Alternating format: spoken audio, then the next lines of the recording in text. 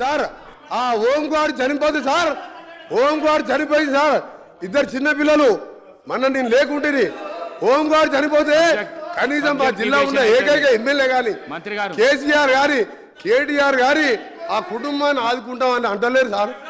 ఎంత దరిద్ర రాక జిల్లాకు వచ్చి ఒక మనిషిని పొట్టలు పెట్టుకోరు ఈయన మేనిఫెస్టో గురించి మాట్లాడుతున్నాడు సార్ ఒకటే చెప్తుంది సార్ ఈయన మేనిఫెస్టో 2001లో పార్టీ పెట్టిండు సార్ నీ దుకాణం మంది మంత్రి గారు దుకాణం మంది సార్ ఒకటి సార్ అసలు పాయింట్కి వస్తున్నా సార్ అసలు పాయింట్కి వస్తున్నా అరే మీ చరిత్ర చెప్తా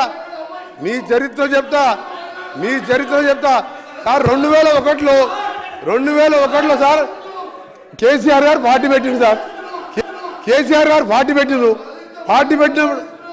పెట్టినప్పుడు ఏం చెప్పిండు సార్ ఈ రాష్ట్రానికి మొదటి ముఖ్యమంత్రి దళితుడే కేసీఆర్ మాట అంటే మాటే ఆ మాటకి కాకుండా నా తల తీసుకుంటా అన్నాడు తల ఉందా సార్ కేసీఆర్ది దళితుడు ముఖ్యమంత్రి చేసిన దళితుడు ప్రతిపక్ష నాయకుడు అయితే అదే బట్టి విక్రమ్ దళితుడు ప్రతిపక్ష నాయకుడు అయితే ఆయన గడుకోసారి ఆ ఛానల్ చూడలేక 13 సార్ చాలా ఇంపార్టెంట్ సార్ ఇది చాలా ఇంపార్టెంట్ మేనిఫెస్టో గురించి మాట్లాడినప్పుడు మేము మాట్లాడాలి సార్ దళితుడు ప్రతిపక్ష నాయకుడు అయితే ఓర్వలేక 13 మంది ఎమ్మెల్యేని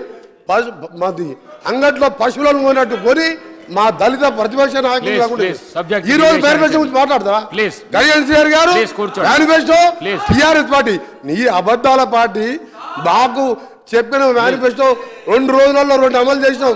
ఇంకా చేస్తాం చెప్పని కూడా చేస్తాం మీ దుకాణం బంద్ చేస్తాం మీరు అనవసరంగా లేకపోతే మాట్లాడు